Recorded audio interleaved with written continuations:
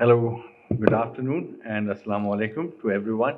My name is Dr. Shehzad Jeeva. I am the CEO of the Aga Khan University Examination Board, and a very, very warm welcome to all the panelists. The majority wins from Finland, the hosts, and I have one more guest from Pakistan who's going to give a perspective from the Pakistan education system. What we will be doing, as His Excellency mentioned about, is not about implementing a system. However, it's about understanding the education system. So the questions that I'll be asking, please note that it has not been pre-planned. I have not shared any questions with any of the panelists. So the panelists are a bit nervous that I'll be asking some tough questions, and that I will. So let me start, and without wasting further time, if I may ask the question from Kristiina first. I knew it. See? Kristiina, if you can tell me about Finland has consistently ranked highly in international education rankings, including PISA. What do you think are the key factors that have contributed to this success? Oh, that's a good question, Dr. Jeeva. Finland has had master level teachers for about 50 years now, because in 1970s there was a big reform in education in Finland, and also the teachers' qualifications changed in the way that every teacher should have a master's level degree. And at that time, universities, new faculties in universities were established, and they were called faculties of education. And the new teachers, the future teachers, were educated in these faculties. So that system has been running for 50 years now, and that must have been one of the, I think, the cornerstone effects in order to succeed, because it eventually influences the whole society. And when the whole society profits from that children are educated well, I think it must be one of those things that are the key elements in our success. And of course, we had the other stakeholders, we had a common goal. And if people, whoever they are and how many of them there are, if they are striving for the same goal, it has to be shown somewhere. So did I answer your question properly? Oh, thank you. Thank you very much. If I can ask Helena one question, because your interactions with schools, and you've been a teacher as well at EC early child. Primaries. Yes. I'm very sorry, I lost my voice in. So you can be brief. I will keep it short, but I will try to cope with this. So the question is, we keep hearing that Finland has a relatively short school day and very little homework compared to other countries. How do you think this approach to schooling has affected student outcomes? Yes, good question, and I hear this quite often. I think that we focus on the essence of learning, and to my understanding, it's not about the length of the day. It actually might be beneficial to not have that long school days. And this is only my personal opinion about homework. I give homework to my students, but I always make sure that they read every day and they do math every day. But I don't have to give them massively reading exercises from different subjects. I can make a decision, pedagogical decision, that today they will only read about science, and that's enough.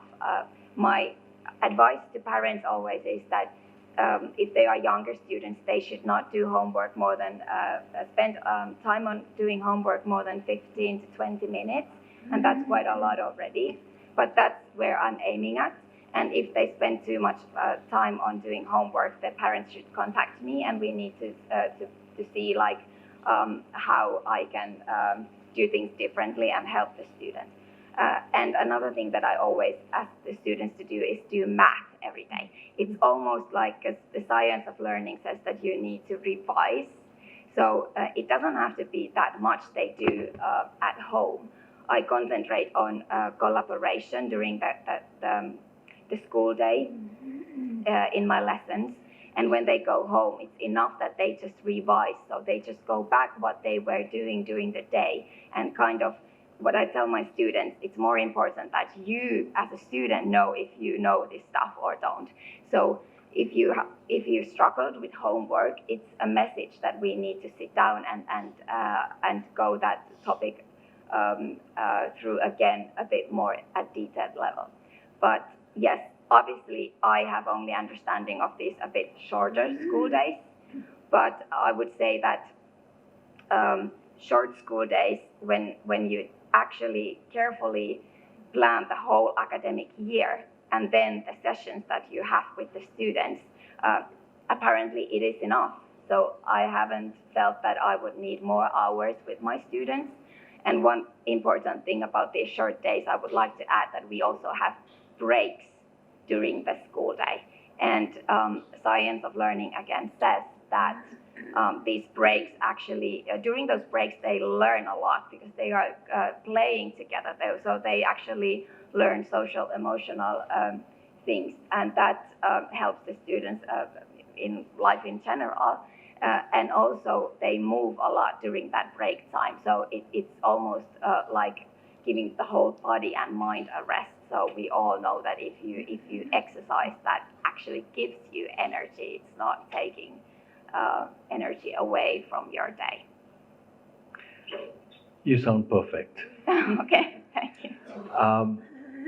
You know, in Pakistan, and if any of our Finnish guests can respond to this, in Pakistan, and you know, all of our guests here would agree that our national curriculum is loaded with content, that we don't see teachers spending time in conversations. It's rather completing the syllabus.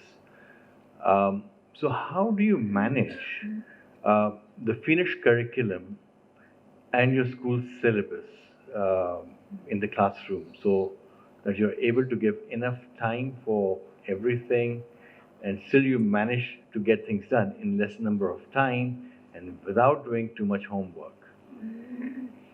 Again, unfortunately, I don't have any other experience than what I have from Finland, so it's hard for me to even compare. During this trip, I've already learned that I need to revise your curriculum in this country to see and get better understanding, like how you have structured that.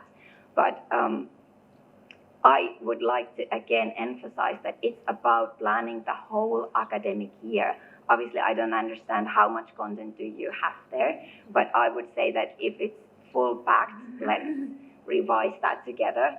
Because when it comes to, let's say, even mathematics, I'm sure that we can narrow the scope down a little bit without actually losing anything. Because the idea is that I give the students the basic skills first, and after that they learn to apply.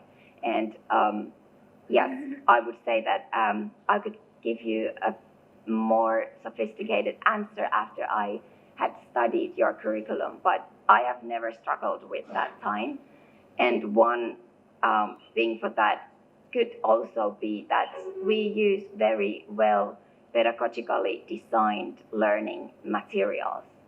So I would like to say that that has to have an impact also, because as a teacher, I value these well-developed materials that kind of help me together with designing the whole school year first, and then the modules or terms, and then I narrow that down to weekly plans, and then I create my lesson plans. And also, it's not about thinking about this one specific year, I believe. It's more about thinking about the whole journey. So starting, if I want to get there, I can be just the teacher to that particular student for a year. But if we well design this whole journey together, then that makes sense. I'm not losing time when I trying to find out what they did, on the previous academic year. If I can get the understanding of like where you are at and where that person is at, and then I can just carry on from there. So that could also be one thing that I would like to emphasize. So it's about the journey and knowing where to start and where you are at as an individual student. Ali, if I can come to you and ask you to, as not only a practitioner, but also as an administrator of school and now as also as a PhD scholar, how do you see this issue of curriculum and the timings of the schools and the content that teachers have to complete on a particular day or the entire year? How is that being managed? And do you see any room of doing any comparative studies of the Finnish curriculum with the Pakistani curriculum?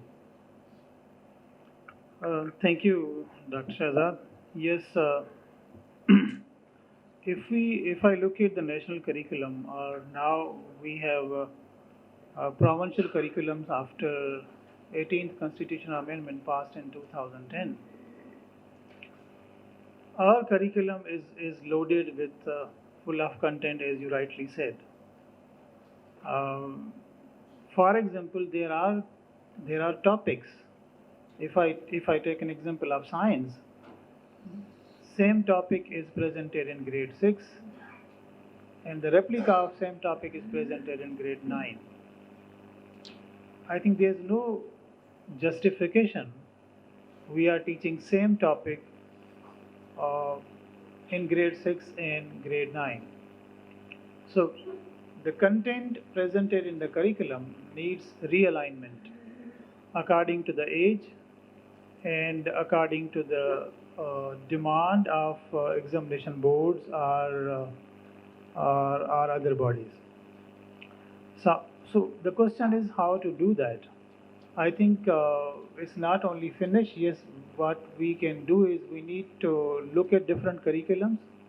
How, for example, Finnish system, how Singapore and other countries who are achieving better scores at PISA and TIMSS, how they are managing with limited school hours and getting better outcomes.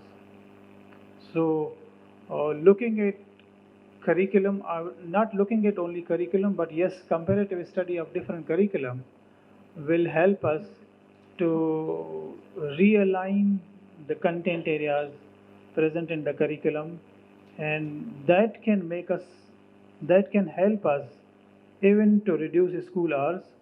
That can help us to make students' lives better and achieve better outcomes. Thank you.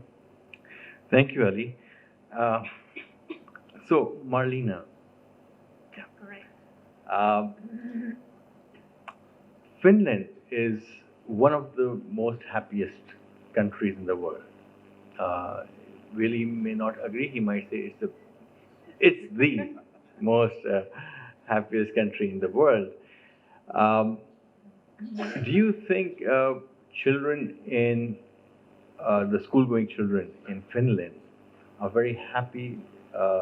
They enjoy the process of learning, and do you see that correlation with the amount of content they have to learn or understand as they move forward? So is that analogy, is there any truth in this analogy, that content of the curriculum is not too much, and therefore children are more happier coming to school and learning? Thank you for your question. This is quite a tough one. Yes, perhaps Mr. Willy is the world happiest person, prototype of happiest Finn. But well, I'm working in the vocational field, and we put a lot of effort on our learning processes and teaching processes on the way that students who come to our vocational institution will have a good motivation to study, and they can be supported in their own prior knowledge and skills and their aims. And I think that we are guiding and supporting every student in every level of our vocational system. That is the one thing that makes our training processes, learning processes so well. But of course, you have to have motivation. You have to have some kind of a target. Where are you going? And in vocational field, if I'm thinking about our learning and teaching processes, we collaborate. The teachers are collaborating together, so they get support by themselves.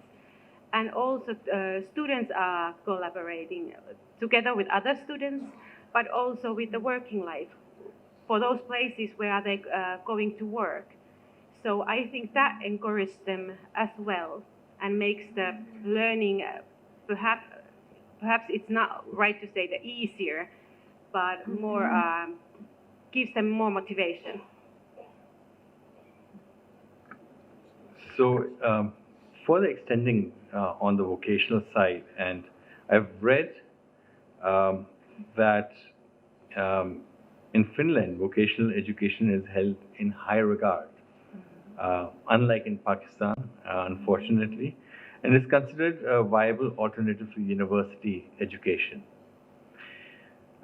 Can you explain how this attitude towards vocational education in Finland has impacted the Finnish economy and the workforce?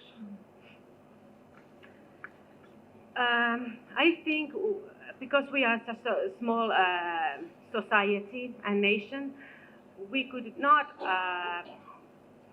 have this kind of successful stories like Nokia or Kone or Wärtsilä without a good education system.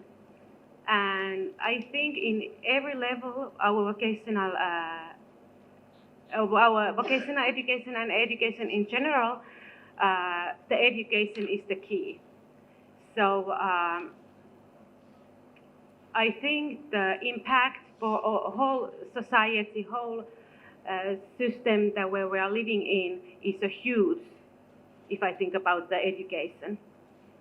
And especially now when the world is changing so rapidly, so we have to figure out things together with working life and the institution sector, so we will give the skills and knowledge workers who are working for tomorrow or for years now on. So how students in Finland choose the vocational side? So what's the ladder like? So after grade 12, they move into the vocational, and how that qualification is compared to the university education. For example, if students within the vocational want to do a master's or a PhD, what kind of scope do they have as in academics as they move forward? Finnish education system is built so that when you finish your comprehensive school at the age of 15, 16, you can choose either the academic path or the vocational field. And depends on the city and the area where you're living, but in city of Turku, where we come from, it's at the moment it's like a 50-50. Young choose the vocational education as well. And of course, we have a three-level vocational system. So when you are coming to the first time that specific sector of working life, you study in the basic level of vocational education. But nowadays, when things are moving and changing so fast, you can always come back to the vocational institutions. So that we also offer further vocational qualification and specialist qualification, which are in the higher level of the educational framework. And then we also have like a path to go to after vocational education and training, or even the dual diplomas with the University of Applied Sciences. So, because we don't have like a dead ends in our system, you can always come to study more. And we are not competing together with universities or University of Applied Sciences. A very stupid question on this. Do you? Yeah, go ahead, please. If I can say something, so because you asked about how Finnish young people appreciate this vocational pathway. I had studied my master's in education, and then I got very excited about what is this whole digitalization and what are these coding skills like. I wanted to learn more, so I actually started from vocational training. Then I went to do my bachelor's, and now I either start my master's degree. I already have the placement, so it's like this kind of a pathway again. So you can start, because I wanted to get some very basic skills. I didn't want to have too much theory. I wanted to start coding straight away. So that's why I decided that, okay, I'm gonna go to vocational studies, because I knew that they will give me that skill in a short period of time. And now I'm thinking about my PhD in educational technology. So I think that kind of gives you maybe a better understanding that even a person who has a master's degree in some fields could go and start studying there. So it's, yeah. So you Just made one my example. stupid question look very smart question, because my question was, how have you seen the trend in your system within the vocational? Do you see a gender biasness there, or do you see both male and female opting for vocational areas? So you answered in a way, but you can expand on a higher level. Yeah. Oh, sorry, can you repeat the question? I didn't hear. So the question is, in the vocational sector, as an education, taking a degree from there, do you see mostly male students going there, or both male and female are opting for vocational education? Yeah, well, I think you maybe know statistics better, but I would say both. Maybe we have the same trend as in all over the world, that girls tend to choose certain pathways and guys go forward with maybe more technical and stuff like that. I think that when I started this coding degree, there were maybe 2 of us girls, and rest of the class were boys. So that's maybe the trend. But Marleena, you probably know better. Yeah, that's exactly like you mentioned, that it depends on the field of where you are studying. But in our institution, we have half and half women and men in our all of our students. And if I mention our teachers, there are approximately 62% of teachers are women. So those are the numbers. Wow. Wow. Ms. Birgit. Birgit? Yeah. So, Finland, I was reading that it places a strong emphasis on student well-being and mental health. Can you explain how this focus on well-being has been integrated into the education system of Finland? Thank you for the question, and I'm very happy that we had this happiest nation mentioned already.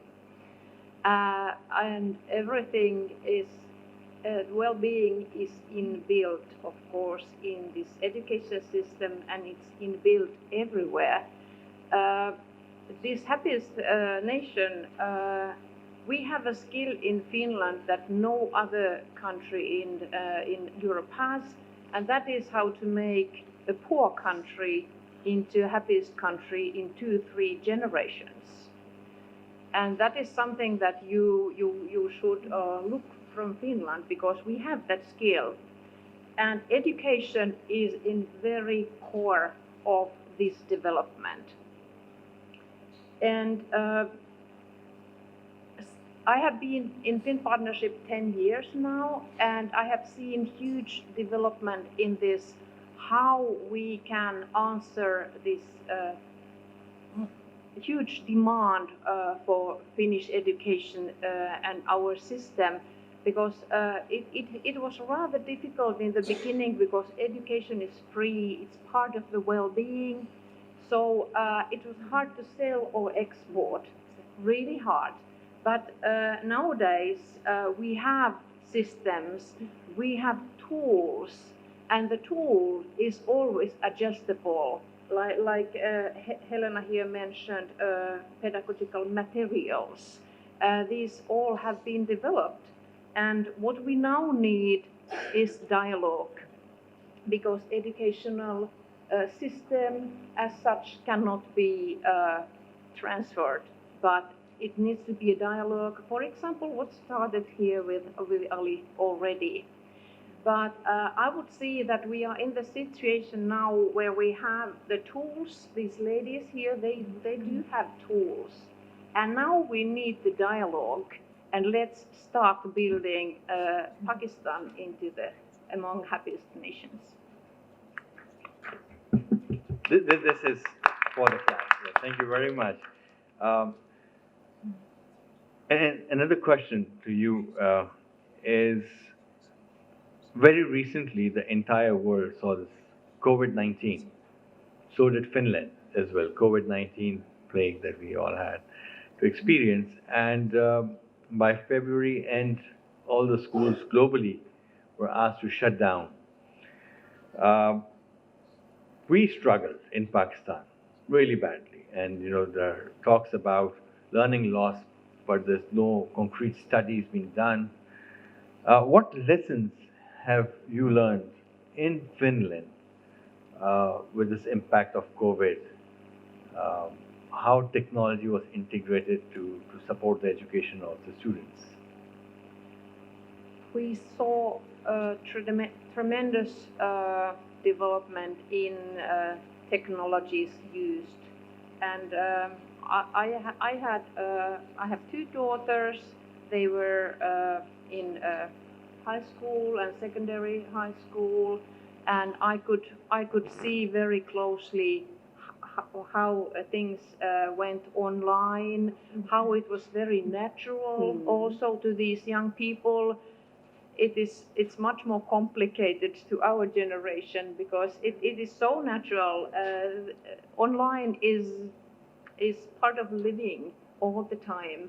So it was very smooth, and as what I saw in Finnpartnership was also amazing, because world soon opened up in a digital form. You could reach a company in Mozambique or wherever to meet online a Finnish company, and that was never possible before. So we should not lose those precious things we all achieved due to COVID. So what is your advice to Pakistan or maybe other countries in the world with regards to being prepared with technology so that if such kind of crisis comes again, we are ready for these crises? So what kind of advice you'd like to give to Pakistan or other nations?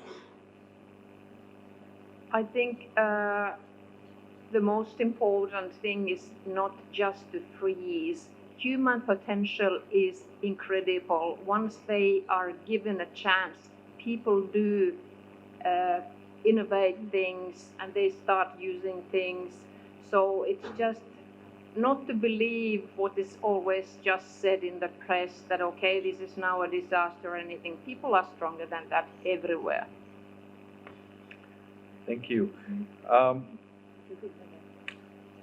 My another question to Kristiina, and that is on the teacher education.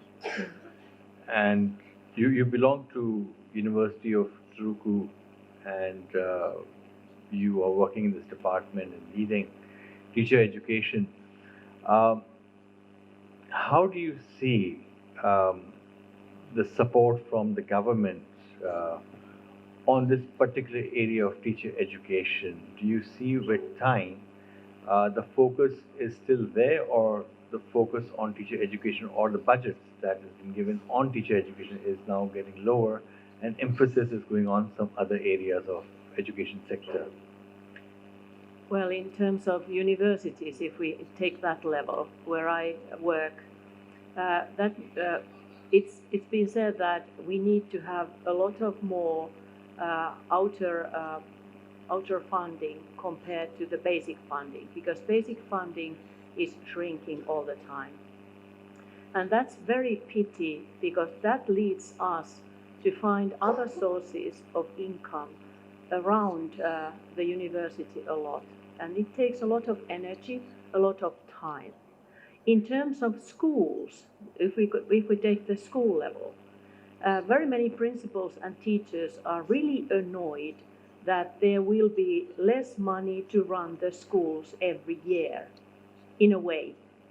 And that means that all that the money is being spared, they will be taken as you can apply it for a project, and if you're efficient enough, you will get the project and the money. But that creates something that the other one wins and the other ones lose. And because we are a small nation in the number of inhabitants, but big nation I'd say that we are a giant in education anyway, that we should maintain that proper funding for schools and universities, that people can take care of their work without the running after project after a project. So that the funding should be on that level that everybody can cope. It has got the basic needs are being met, and you can do quality work within.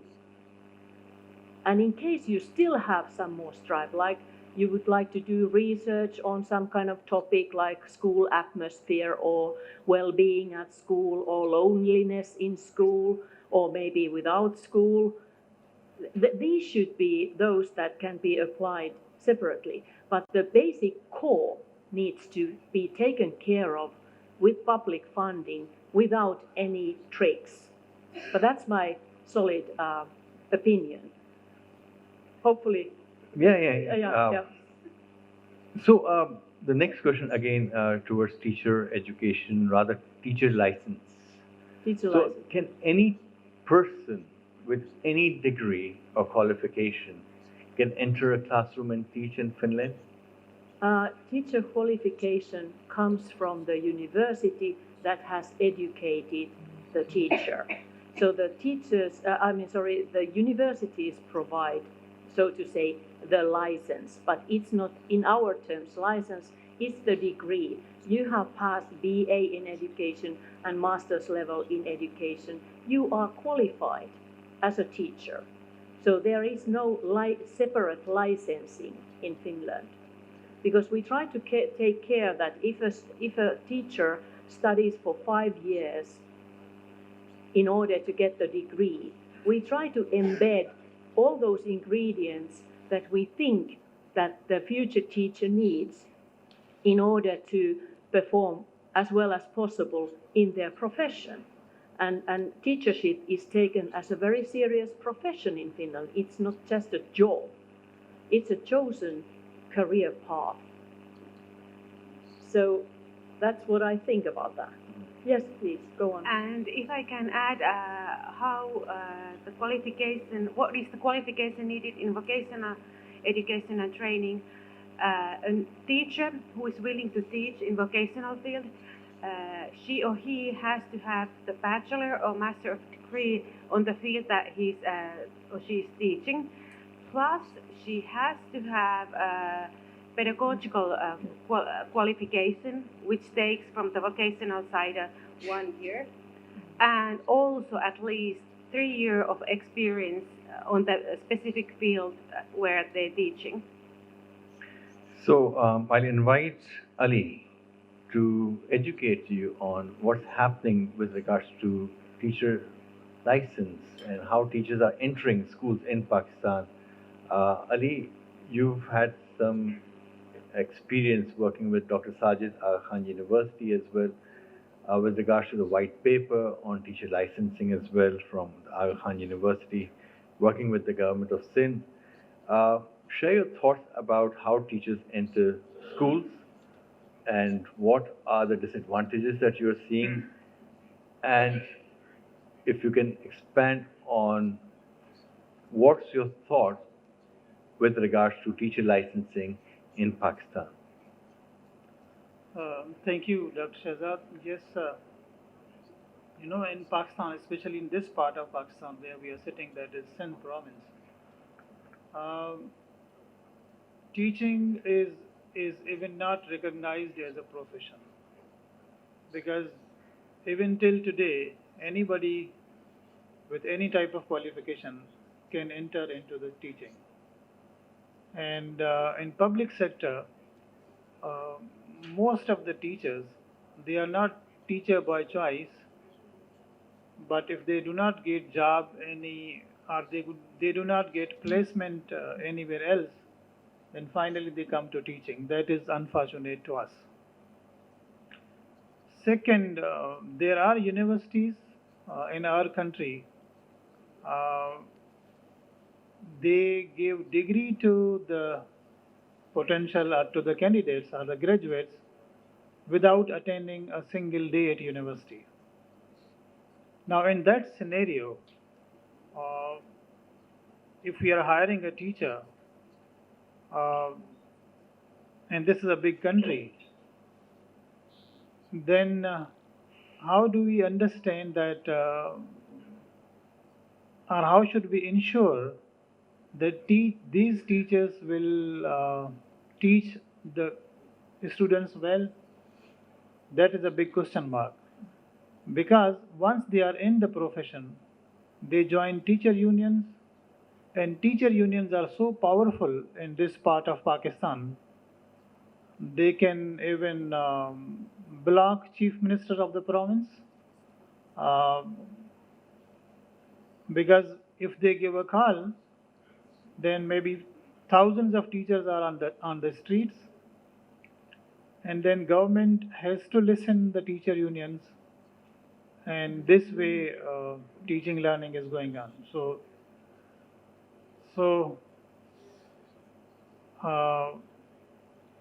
now Sindh province of Pakistan, they are thinking that they should, other than qualification, they should issue a teacher licensing policy,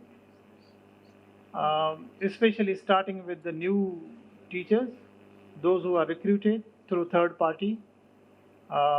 They will be given, initial license will be given to everyone. This is initial thinking. And then after 2 to 3 years, they have to pass a written test, or along with written test, teacher licensing authority, they might come up with other criteria. If teachers fulfill those criteria, then their license will be renewed for next 3 to 5 years. So in this way, after every 3 to 5 years, the license will be renewed, and the thinking is that if we have this renewal policy, this might help teachers to update their content knowledge and pedagogical knowledge, and that updated content knowledge and pedagogical knowledge or pedagogical skills will help students to learn better. That is the recent development going on. AKUID, Aga Khan University Institute for Educational Development, that is the leading partner in developing this teacher licensing policy, but the policy has to be approved by the cabinet, and once it is approved, then I think very soon this policy will be implemented, and the sole purpose of this policy is to improve quality education across the province. And then you'll see protests outside AKU.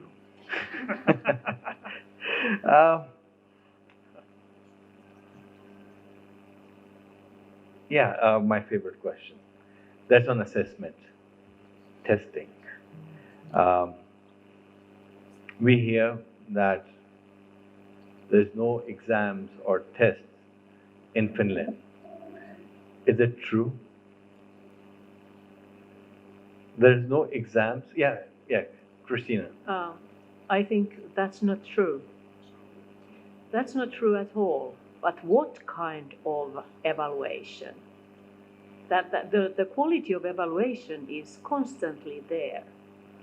But we don't have any other high-stake tests except in the end of the secondary school. We call that matriculation examination test. And that's the one only high-stakes test because it determines something into your future. But throughout these 12 years, we don't even like the word assessment because it's very heavy. Somebody's telling you what you write and you need to do it right and correct. But we use more like the term evaluation, which is in our way of thinking, it's a broader term. And it has got also qualitative ingredients in what we do. Of course, we have these summative, formative, and diagnostic tests, but they are not the end of the world. It's something that if you are starting you are learning like fractions for about 12 or 15 hours, after that, there will be a summative test or evaluation. How well did you take it? And then you need to know some parts of that, at least, maybe not perfectly well, but adequately well. And then the teacher starts thinking what kind of special aid should be installed to those who didn't do that well. But the idea is that you can always take the test again or evaluate it again. So there is this constant evaluation embedded in the Finnish comprehensive school and the secondary school as well. And there are those different ways of evaluating. And we are driving to the idea that qualitative side of evaluation is as important as those paper and pencil tests or those internet-based tests or whatever. And the kids are very clever in cheating in those internet-based tests. I've been listening to very many tricky ways that one 14-year-old young man told me that how he can have the different browsers open up at the same time and the teacher doesn't know anything. Because they're so clever in that. Mm. But those things that they need to reflect, what did I learn? And then they try to find out what I didn't learn and what kind of help would I need in order to understand that better. So the qualitativeness in evaluation is heavily embedded in Finnish comprehensive school instead of heavy stake assessment. And that creates well-being as well.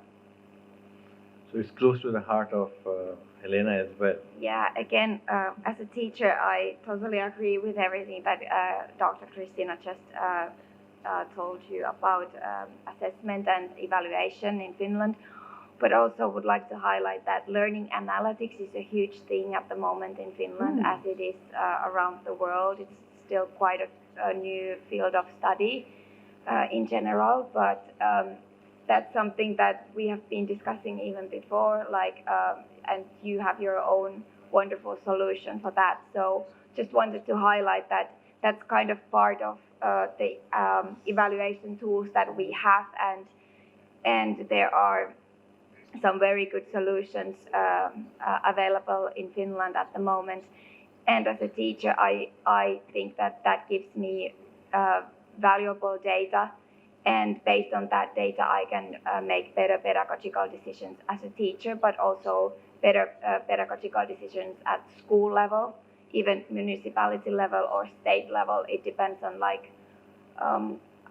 if that certain a learning analytics tool is used widely enough in one municipality, let's say, so we can allocate some resources when we see that there is a student or student group that needs interventions, or even a class or even a school. So then resourcing is, it's based on facts and not just like, you don't have to give the same amount of resources to everyone if there are someone who is struggling. So yeah, just wanted to highlight that.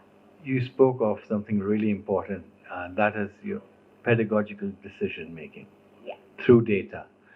And that's really, really important to reflect on what's working, what's not working. But there's another thing, is decision about the student. And there's one decision that we are very familiar of, pass and fail. In Pakistan, especially.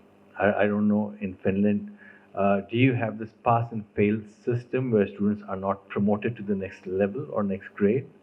Can you expand? Anyone can take the floor, please. I think you could. Okay, yes.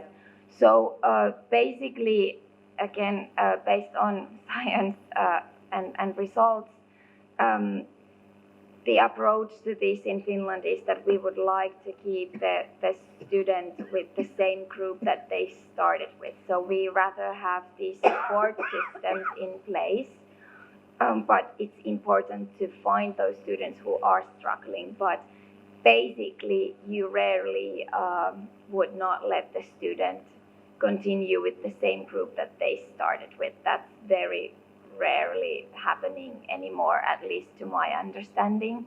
But it's more like the depth of support that we will then provide these students who are very much struggling. So for example, I once had one boy who started his 3rd grade and he wasn't still able to read. And we were very much struggling, like what should we do, because there will be more subjects and texts become longer and there's more content and it's not that play-based anymore. It becomes a little bit more serious. And we decided that we just have to give very intensive support to this student. And we managed to do that, yes, but it was important to see who needs this support, and we allocated resources to him. And then, it became quite a successful story after he also realized that they are really investing in me and I can take my time. And when he was able to read and write properly, he got up the rest of the group quite quick. But it's hard to say what is the right decision. You always kind of have to think about it as one. And as a teacher, you have time to think. Unlike in Pakistan, you don't have time to think, you just keep on completing the course. Yeah. Kristiina. Yes, I'd like to go on for a while. As Helena said, the teacher should provide help and support for the child.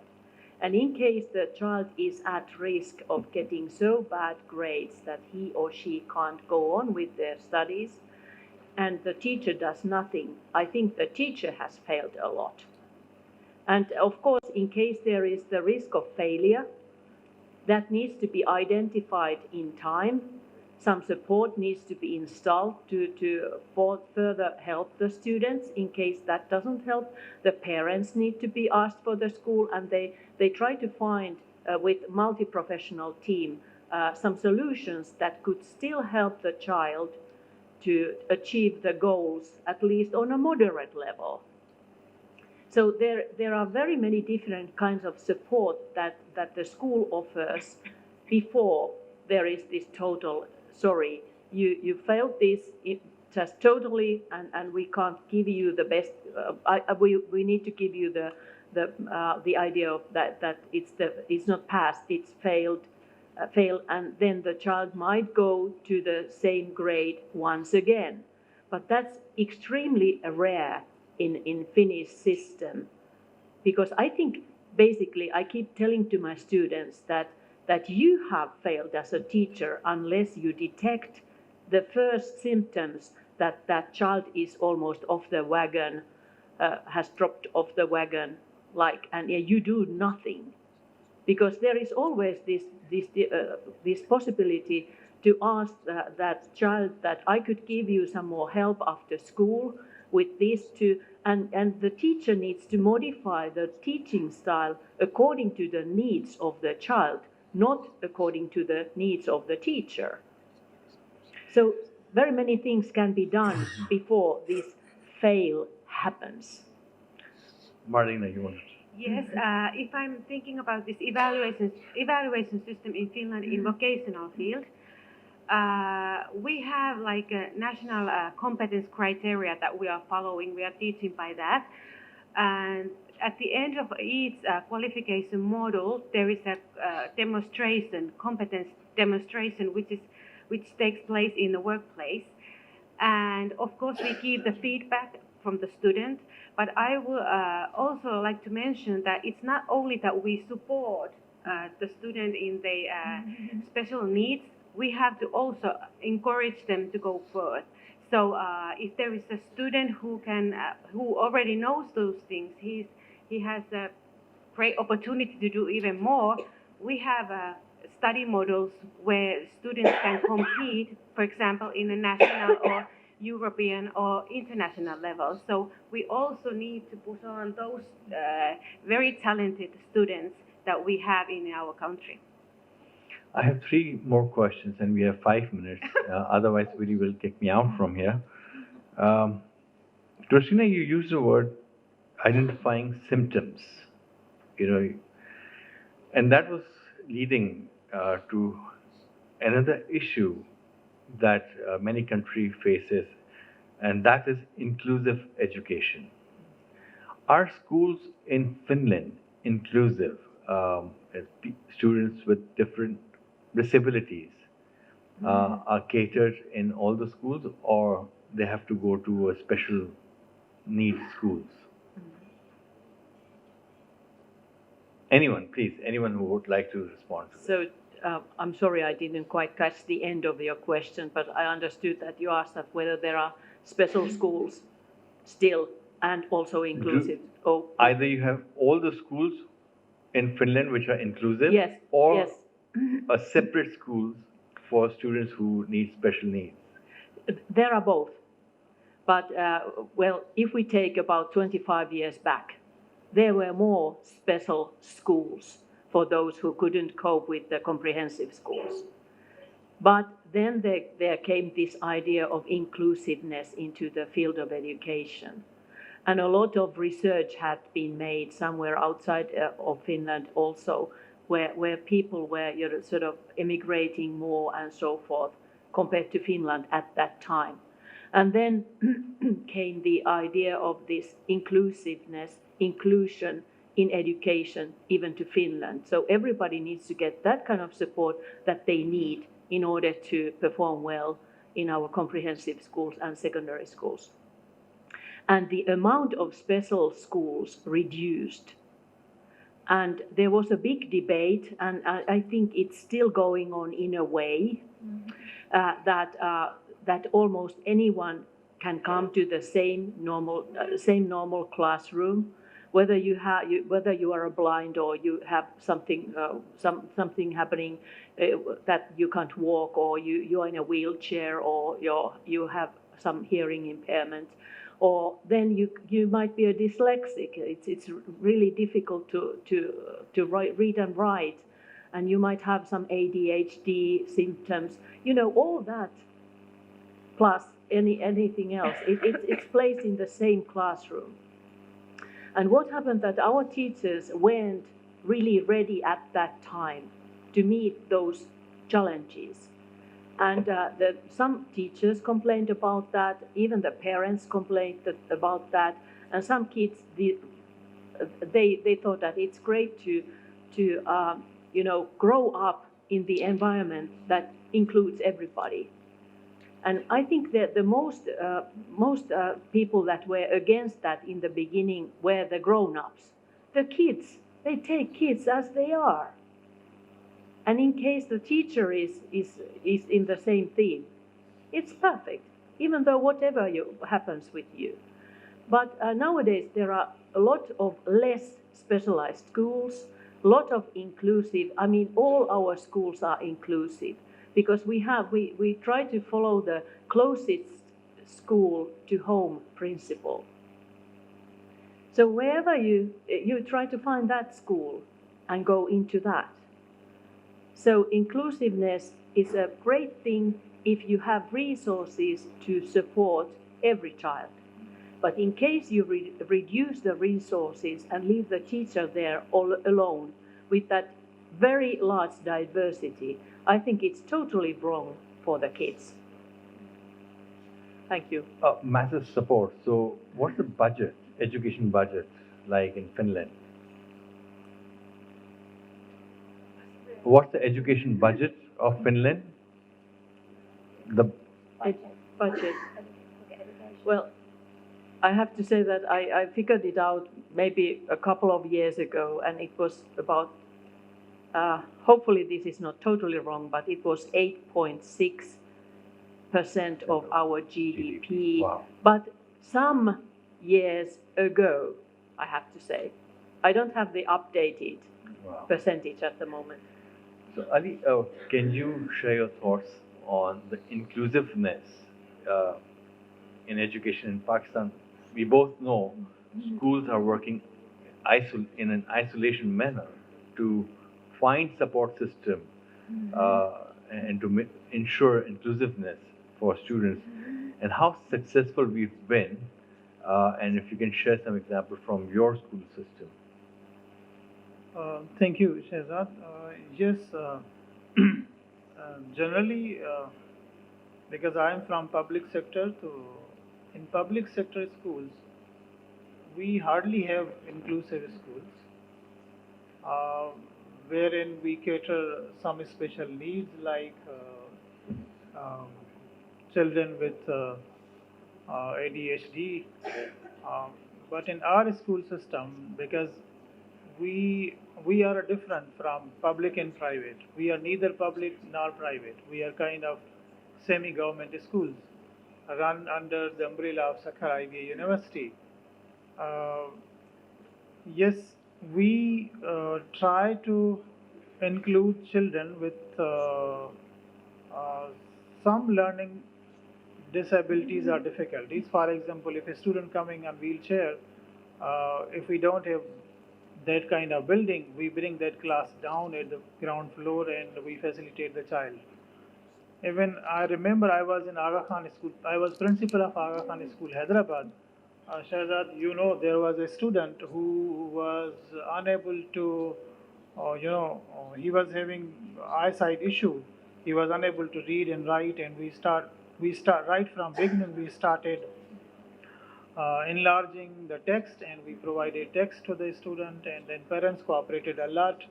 And I think that child not only succeeded from Aga Khan University Examination Board, but I think he was one of the position holder from Aga Khan School, Hyderabad, and he got international scholarship, a special child. So there are some schools who are.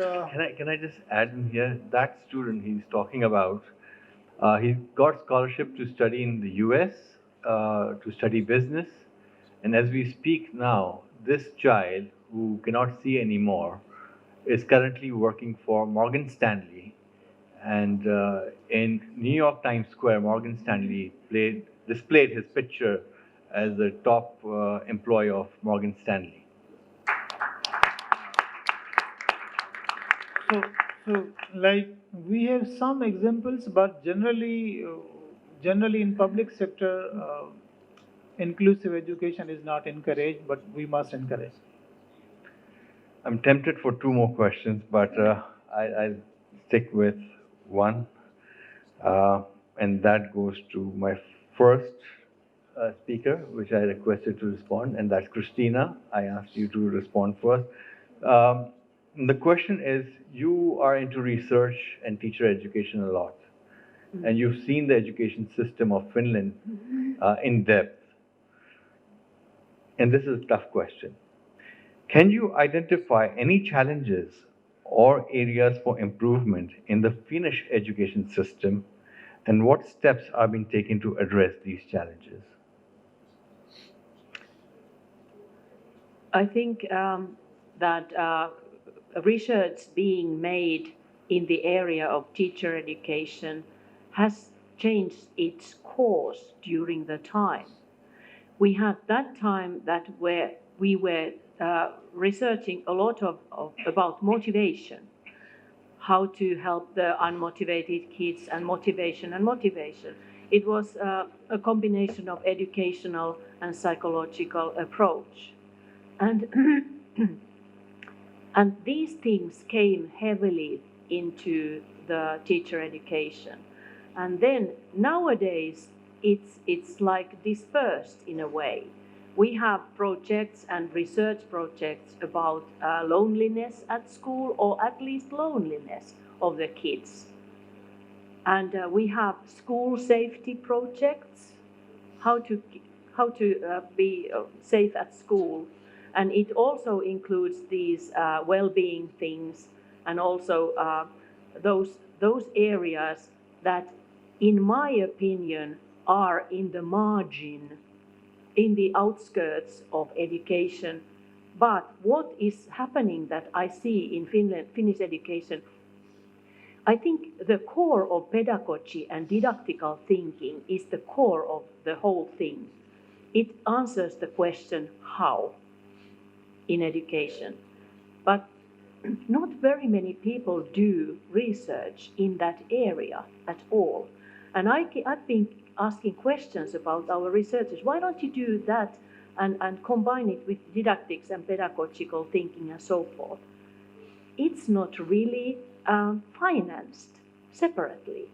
If they write an application about that and trying to get finance for the project, or make research and something applicable in that area, no one finances this, because we think maybe that it's somewhere there, but it needs not to be polished again. And I'm really worried about that. We do things that are in the outskirts of education because they are being financed in the research centers and so forth, but the main core remains untouched, and it should be sort of, it's like a silver spoon. You need to polish it every once in a while, and that should be done. The purpose of asking this final question was that we all know, we discussed about Finland being one of the most happiest nations, the education system, the PISA scores, they're doing so well. And they have a very, very high standards for education. Still, they think critically to further improve their system, to see where the weaknesses are. And I think this is the message I really wanted to be conveyed from their side, for us in Pakistan to look back and see where we have made mistakes and where we can improve.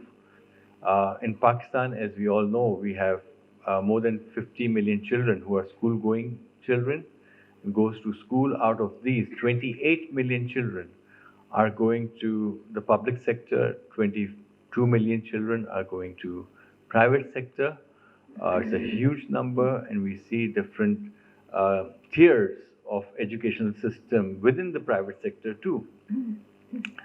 And the public sector, you know, what Ali has said, and you know, there's a major crisis in terms of quality. And then there's an issue of excess in Pakistan, that students are not able to go to school because we don't have enough schools, we don't have enough teachers. Forget about trained teachers, forget about licensed teachers. We don't have teachers. And these are around 23 million children. And these figures are before COVID. Before COVID. After COVID, we had floods. Many schools were destroyed. And we have to look at a bigger picture to think and see how, as a whole, Pakistan can improve their education system, because we know through quality education, students will be able to achieve the common human denominator. And that common human denominator is aspiration for quality of life. Even in Finland, people have the same denominator. Either they are the richest person or the poorest person. Everybody wants to have a better quality of life. In Pakistan, it's the same. Everybody has this aspiration. And we heard from them, it comes through quality education and good health, so that our youth in future can become part of the governance rather than being governed. And once they are part of the governance, they know how to solve our problems, and we can be more happy nation. We have great personalities here. I see, meritorious school here. I see ICRA school system. Aga Khan, Ali is here as well, representing Sakhar IBA University, public sector school Sakhar. I think we must work collectively and at least engage to further learn, because this 1 hour is not enough to find all the solutions, but at least to get some ideas where we can start our conversation first and find solutions to the problems that we face, not only in our schools, but at large in Pakistan, so that you can give recommendations to the government for the improvement in education. I would like to thank, before I thank, somebody likes to speak, yes? Can I add just something? When you want to refine the system, do as the Finns do in one sense. Start piloting something in small scale. Put it in a place that you think it's the hardest place to survive, whatever you're planning, and get the results. Take the researchers, make the result. And in case it works there, it works in a larger scale in whole Pakistan. Absolutely. Start piloting. So lastly, I would like to thank all the panelists from Finland and Pakistan to share their thoughts, for sharing their experience with us. And I hope you all have learned something from our panelists. Is there any questions for our panelists? Yep.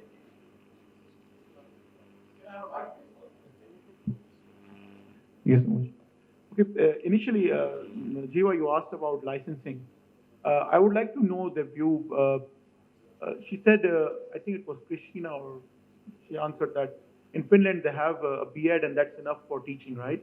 There's no separate licensing authority. There's no third-party license. Yeah, no separate license. Yes. So what are your views on that? Is that, because, for example, doctors would need a third-party license in Pakistan. Chartered accountants would need a third-party, there's a body which licenses them. What do you feel about teachers? Should a B.Ed be enough, or should there be third-party license? One. And second, I'll throw the questions together to make it quick. About assessment. There's a fear of failing, fear of not going through. I felt through your answers that there are some rare exceptions where students fail. So even though only a few fail, all of them face the fear of failing. Which is it there to motivate them, to push them forward? Did I get that correct, or did I get something wrong? You understand my question? No. I'm sorry. Yes, so I'll just, because I think Kristiina... Before you answer, this is the last question now, you answer, and then you all go downstairs, Indus Lounge, whatever it's called. You go there because that's where you're supposed to network and continue discussion. So answers, and you have to go downstairs. Helena did answer that question earlier in our conversation, where she said they have an additional support system to make sure that students continues to be worked on with, and that keeps them motivated to move forward and move to the next level. The question was that, is the fear of failing there or not? Is the fear of failing there in Finland school? Well, Do they know they may fail? There's a chance. yeah, well, I can give you my opinion as a teacher there. Of course it is there. I was worried about that I will fail in this panel discussion. So of course it's there. It's a very human thing to have. So what I like to think that I do for that to my students is that I try to teach them growth mindset. So every time I make a mistake, and I can see that that can be even a task for the students, I wrote a letter to their parents, and I asked them to put them in their bag and show that letter to their parents at home. If I can find a mistake there, that could be my task to them, saying like, hey, your teacher made a mistake, can you spot that? And that's the way, like I lead by an example. So you should learn from mistakes. But that's very human thing to do. Like we all are failing, and we are afraid of failing when we take these important tests or interviews or whatever they might be. But it's like also teaching the kids how to cope with those feelings and not to let that stop you doing. And it's a Finnish attitude, like try again until you succeed. We call it sisu. Yes. So now, Shehzad, you're going to close, but before you close, I should say something. You have to stay here for a few minutes because there's one MOU signing taking place, and then you go downstairs. I'll be short. It's closed. Thank you so very much.